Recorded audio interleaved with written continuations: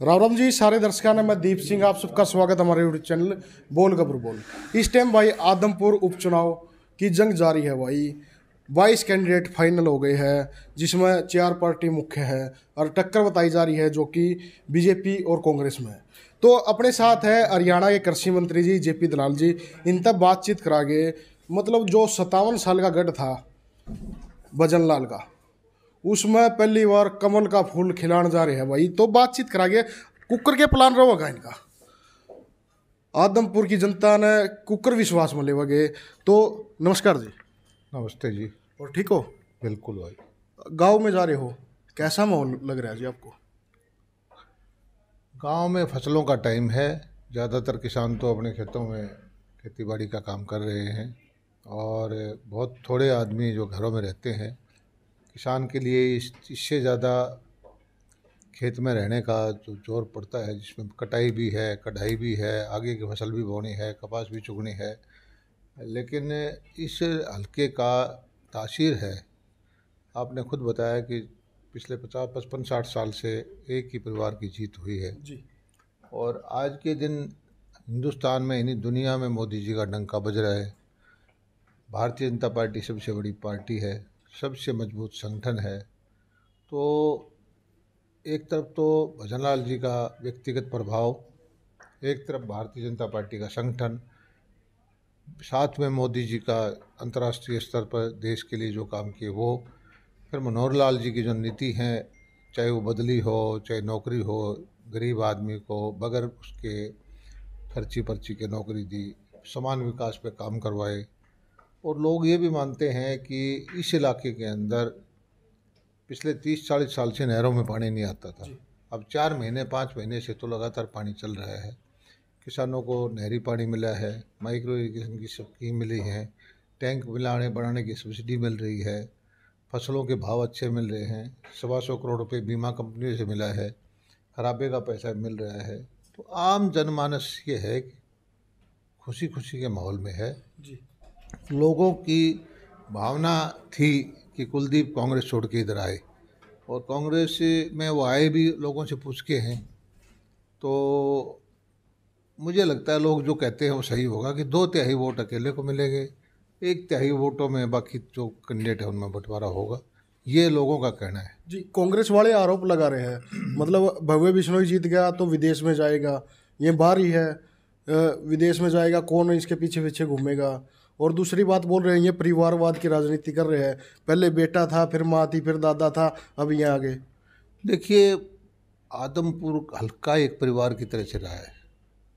भजनलाल का परिवार कोई 10, 20, 50 आदमी तक सीमित नहीं है, ये 1 लाख 1.5 लाख आदमी थे। इनकी राजनीति पहला हरियाणा के अंदर एक ऐसा हल्का है जो आज तक इलेक्शन नहीं आ रही। अब ऐसा तो है नहीं कि अगर वो उनका परिवार ना मान के चलते तो कभी तो हारते। और भव्य बिश्नोई के बारे में दुष्प्रचार कर रहे हैं, विदेश जाएगा। विदेश में पढ़ना, शिक्षा लेना, देश में पढ़ना, शिक्षित होना कोई गुनाह नहीं है और यहीं का रहने वाला है। बल्कि कांग्रेस का उम्मीदवार जो है वो भारी है। पहले भी एक बार लोग कहते हैं यहाँ चुनाव लड़के गए थे और ये वायदा किया था कि अब मैं चुनाव हारूं या जीतूं इसी क्षेत्र में रहूँगा। अब 13 साल के बाद कहते हैं कि दोबारा फार्म भर के आ गए। जगह जगह लोग उनसे पूछ रहे हैं, भाई अब आपने कहा था कि मैं यहीं रहूँगा, अब की क्या करने के लिए आए हो? 13 साल तो आप आए ही नहीं। कुलदीप जी ने आग्रह किया था या कैसे था, ये बोल रहे हैं 200 करोड़ का कोई केस था, उसको दबाने के लिए वो बीजेपी में ज्वाइन कर गए हैं। कांग्रेस के नेता भूपेंद्र सिंह हुड्डा उनको नकली बता रहे हैं। देखो, जो भारत में इनकम टैक्स देता है जी। तो उसकी स्क्रूटनी भी होगी, उससे टैक्स की डिमांड भी आएगी। जो दे ही ना तो उसका क्या करोगे? ये एक आम वो है कि किसी ने कहा कि मेरे 10 लाख टैक्स दे दो तो 12 लाख की डिमांड आ जाएगी, वो कोई बड़ा मुद्दा नहीं होता। इसी तरह के केस जो इनके पास थे, और लोग दुष्प्रचार करते हैं कि ईडी का केस था, ये केस था। अब ईडी का केस तो सोनिया गांधी पे है, 1000 करोड़ रुपये का, 2000 करोड़ रुपये का घपला कर रखा है। राहुल गांधी पे है, जमानत पे वो चल रहे हैं। अब वो तो बीजेपी में नहीं आए। केसों का ये कहने की बातें होती हैं, कानून अपना काम करेगा। जिस पे कोई आपराधिक केस है तो कानून काम करेगा। लेकिन ये सही है कि कांग्रेस डूबता हुआ जहाज है। माधवराज सिंधिया छोड़ गए, पिछले दिनों गुलाम नबी छोड़ गए, हर 15 दिन के बाद एक बहुत बड़ा कांग्रेसी डूबते हुए कांग्रेस की जहाज से छलांग लगा जाता है।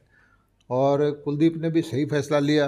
आज दुनिया के अंदर वो भाजपा का डंका बोल रहे हैं, मोदी जी का नेतृत्व चमक रहा है, मनोहर लाल जी ने बगैर भेदभाव के काम किए हैं। सारा हिसाब देख के जनता की आवाज़ पर और वो कोई सत्ता के लाभ लालच में नहीं आए, इस्तीफा दे के आए। जी। ये बहुत कम होता है कि कोई विधायक अपनी सीट छोड़ के रिजाइन करके पार्टी में दूसरी में आए। तो हमने भाजपा ने स्वागत किया है।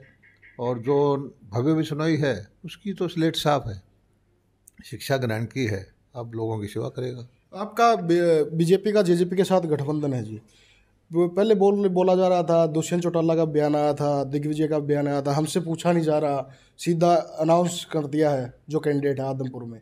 और बोल रहे थे हम अलग से कैंडिडेट उतारेंगे, उनको नाराज थे, वो मनाया कैसे गया है? ना वो नाराज थे, ना वो नाराज हैं, ना उन्होंने ऐसा कोई बयान दिया आप जो कह रहे हो। जो भव्य बिश्नोई का नॉमिनेशन फार्म था तब वो उनके प्रधान हैं निशान सिंह जी आए थे जी। और आज ही मेरी बात हुई है निशान सिंह जी से, वो अपनी प्लानिंग कर रहे हैं। अब चक्कर ये है कि सारे प्रदेश में चुनाव चल रहे हैं, पंचायत के चुनाव हैं, जिला परिषद के चुनाव हैं और सब अपनी अपनी पार्टी अपनी व्यस्त हैं। वो यहाँ अच्छे कार्यकर्ताओं की मीटिंग करके जाएंगे। कांग्रेस वाले बोल रहे हैं हम इनके ताऊ जी को लेके आएंगे, इनका विरोध करवाएंगे, और ऐसे बोला जा रहा है। और ताऊ अपनी जगह है, जो पार्टी अलग है तो किसी को लेके आए जी। उससे कोई फर्क नहीं पड़ता। हर पार्टी के एक परिवार के अलग अलग पार्टियों में नेता हैं, उससे कोई फर्क नहीं पड़ता। कुछ टाइम पहले कुलदीप बिश्नोई का भी बयान था, मतलब हरियाणा नंबर 1 है, भ्रष्टाचार में है, बेरोजगारी में है, तो उसके बाद फिर बीजेपी ज्वाइन कर गए। कुछ टाइम पहले एक वायरल हो रहा है बयान, हज का जब अलग हुई थी बीजेपी से, बोला जा रहा था मतलब किसी पे भरोसा कर लेना, बीजेपी में मत करना। ये जो है जब आपस में कोई खुन्नस होती है तो दो आदमियों की तरक्की होती है तो कुछ ना कुछ बोल देते हैं, लेकिन बीजेपी के बारे में भ्रष्टाचार की नहीं कही। वो जो पुरानी कांग्रेस की सरकार में जो उनके चौधरी भजनलाल की बजाय किसी दूसरे नेता को बनाया था, उस बारे में जरूर उन्होंने कहा था कि भ्रष्टाचार में नंबर 1 है। आदमपुर की जनता को क्या कहना चाहते हो? आदमपुर की जनता बहुत समझदार है। आदमपुर की जनता ने फैसला कर रखा है कि अपनी जो उनकी परंपरा है उसको निभाते हुए भारी बहुमत से इस नए लड़के भव्य बिश्नोई को भव्य मार्जिन से जिताएंगे। और ये जनता के कहने से ही कुलदीप ने उधर से डूबते जहाज से इधर आने का फैसला किया है। धन्यवाद। तो भाई ये थे हमारे साथ आदमपुर उपचुनाव के चुनाव प्रभारी और कृषि मंत्री जी। तो देखते हैं क्या रहेगा आदमपुर उपचुनाव में। धन्यवाद जी।